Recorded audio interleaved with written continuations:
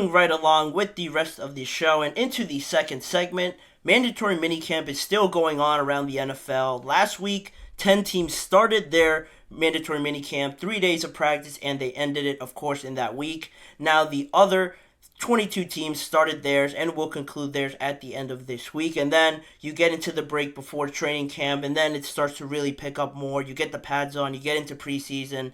The season is getting a little bit closer and closer, a lot faster than many people think. And it is exciting with mandatory minicamp. I know it's still a short period, but you do get to see a little bit more intensity, I feel like, and that's something I really enjoy. Each team is required to have 3 days of practices, like I mentioned. And just a quick note before I start on the teams I wanted to talk about, the Detroit Lions were one of those teams that had their mandatory minicamp last week, as I talked about it, and they overdid it a little bit. You can't go too much towards the contact side of things. You are limited to how much contact you face during these mandatory minicamps, obviously, because you don't have the pads to really go all out. The NFL punished them for maybe going a little bit past those borders, and they had their mandatory minicamp last week, and they were going to have some voluntary workouts this week, but they were rescinded away from one of those practices, so they had one of theirs taken away, and now they had one less to do because of that. And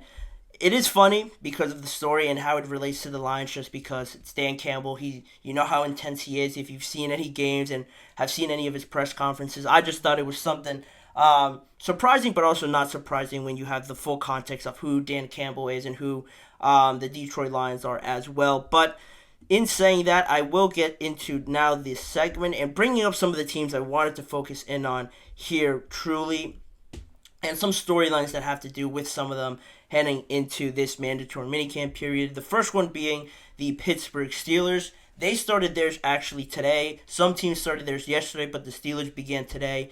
Probably just concluded in about an hour or two ago, and the biggest storyline with them is obviously the quarterback battle. It finally starts to pick up a little bit more steam here, just because you are getting that extra bit of competitive edge out there, playing 11 on 11, 7 on 7s.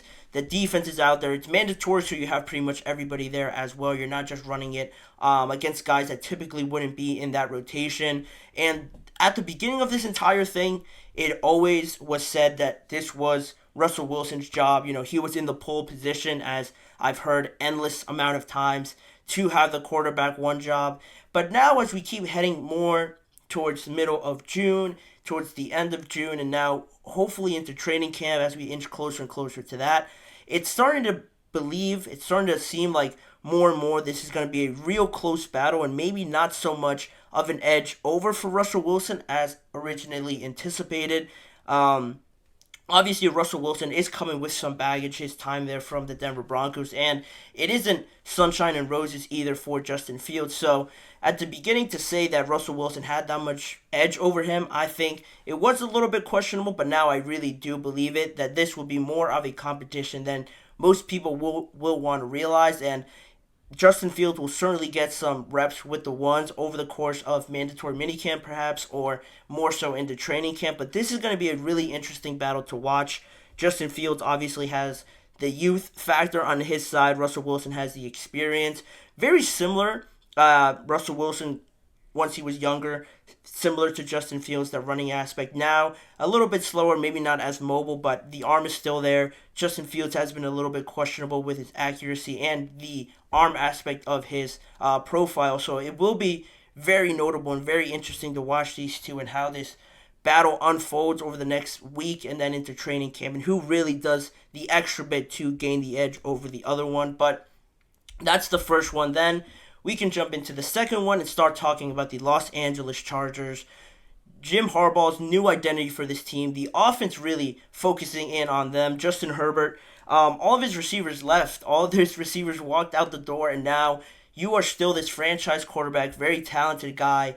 The arm talent is there. You have the physical build and everything, but you don't really have the guys out there to throw it to with the utmost confidence that they're going to produce something special about it. You have to regain that trust again with a Quentin Johnson, a Ladd McConkey, who they just drafted in the NFL draft. So that process, how it all unfolds, will be certainly interesting to watch. And also just this new identity with Jim Harbaugh bringing over that tough punch you in the face sort of mentality that he had in Michigan. You saw it with how they're building their team now. Went offensive line with the 5th overall pick, and now you bring in Gus Edwards, you bring in J.K. Dobbins. You're trying to build this team from the inside out, really filling out those trenches, really making both offense and defensive lines your strengths, and then you could build off of that through play action and opening up the passing game that way. It is logical now because obviously you gave up all your weapons, all of your explosive players, but how this all unfolds and how Justin Herbert sort of adapts to it, because up until this point he has been this gunslinger, winning the games with his arms, throwing it about 30 times at least per game. Now he's going to have to do a little bit less, and how he manages that and still, find some success with the throws he has. It might dip a little bit in quantity, but the quality aspect of it should still be there. And I'm very interested to see how this new team looks. Very much going away from the recent trend of throwing it all over the field like the NFL likes to produce and advertise out there for their game. But regardless, interesting team there to follow. But moving on to the next team, we have the Washington Commanders. Jaden Daniels, obviously selected 2nd overall, and just how he adapts to the NFL and how he regains and sort of learns Cliff Kingsbury's offense and how quickly he does it as well, because I'm penciling him in to be the starter. I know they have Marcus Mariota there, and to my knowledge, they haven't announced Jaden Daniels as the out-and-out starter like the Chicago Bears did with Caleb Williams. So technically, there is something there to still watch, but I expect Jaden Daniels to start, and how quickly he learns this offense will be huge because, again, they didn't address the wide receiver position, which I would have loved that they did. I love Terry McLaurin. I think he's a great number 1 option for them. Then you have Jahan Dotson, but I still feel that they needed one extra guy in there to provide some more trust for Jaden Daniels. He has all the physical abilities. Of course, he can escape and extend plays like that, but you don't really want him doing that too much to take those extra hits if you don't have to. The offensive line is still a little bit shaky, but he is the key. He is the catalyst for everything that this offense can be. So how quickly he masters it will be something to take note of as we go on through mandatory minicamp. Then we jump into another team trying to learn a new offense with a very experienced quarterback now in Josh Allen.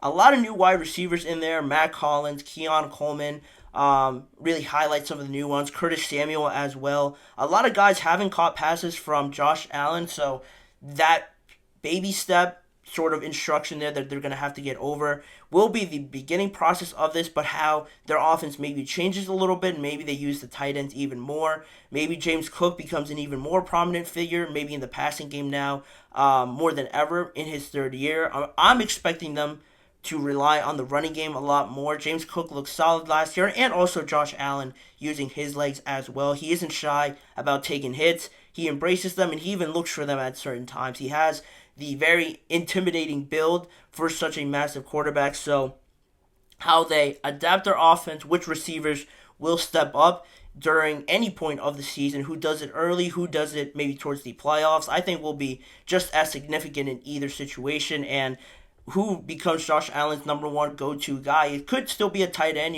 Dalton Kincaid had a very good rookie season last year, so it could be him. But the receivers are definitely going to have to play a role at some point this season. I'm interested to see who that guy is and who Josh Allen puts the most trust in as we go on in the regular season. But that's the Buffalo Bills. Then we move on, stay in the same division with the New York Jets.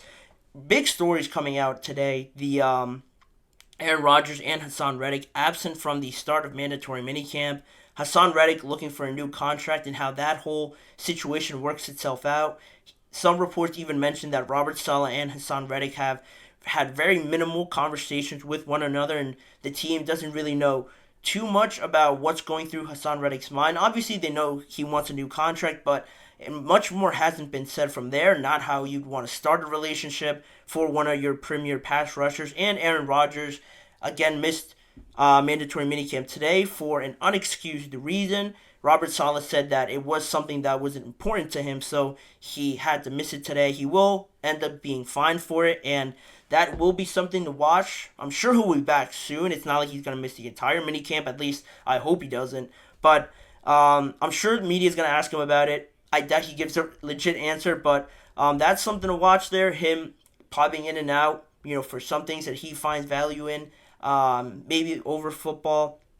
And then Hassan Reddick as well. Two crucial pieces to your puzzle. You don't want them missing too much time. Then also the chemistry aspect of it. That goes hand in hand with this. Hassan Reddick especially coming in, being a new player, you'd want to get him as many reps as possible, learning your schemes. And also just the offensive line chemistry working back there. How the defense works with all their pieces there is going to be massive. You don't want one piece missing out of the entire thing, throwing off the entire rhythm. So the quicker they get back, the more beneficial it will be for the New York Jets. But those are two things to sort of watch out here as we move on.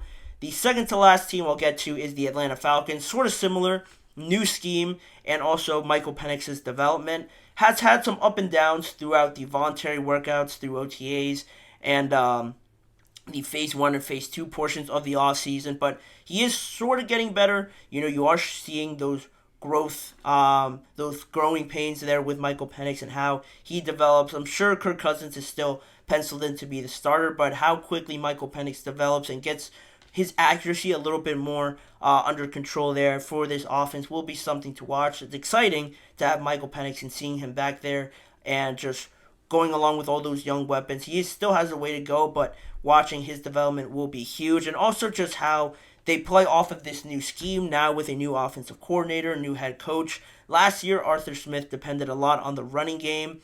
The hype around this team now is that they will finally use Drake London, Kyle Pitts, and get the ball to these weapons as they would have so long been wanting to do for the longest of times. Of course, you don't want to go too far away from Bijan Robinson and Tyler Algier, who I think is a great back, but how they find that balance, where they find their true success and identity will be something to see sort of be implanted here at the early stages of the offseason with mandatory minicamp. And then the last team I will mention is the not the Chicago Bears, that should say the Denver Broncos, but I have the pictures up there. Zach Wilson and Bo Nix really starting to separate themselves in the quarterback competition. You see Jared Stidham there in the back as well. He's also technically competing for that spot, but I think up until this point it has been all about Zach Wilson and Bo Nix. Both of them getting praised by the media and Sean Payton as well. Zach Wilson obviously coming from that very bad situation with the New York Jets and never really developing into the number 2 overall prospect that he was. Now he gets a new opportunity, still at a very young age, at 24, 25 years old. It is funny just because Bo Nix, his first year in the NFL, he's also 25, 24 years old, and we have seen some more maturity from him, and that's something Sean Payton likes and has pointed out so far. So these two are really starting to, get into the same lane and try to battle each other for the starting quarterback position. How and who really gets that lead heading into training camp, I think, will be huge. And who starts off as the starter at training camp will also be something to watch. But those are just some of the teams I picked out. Some of the more interesting storylines I felt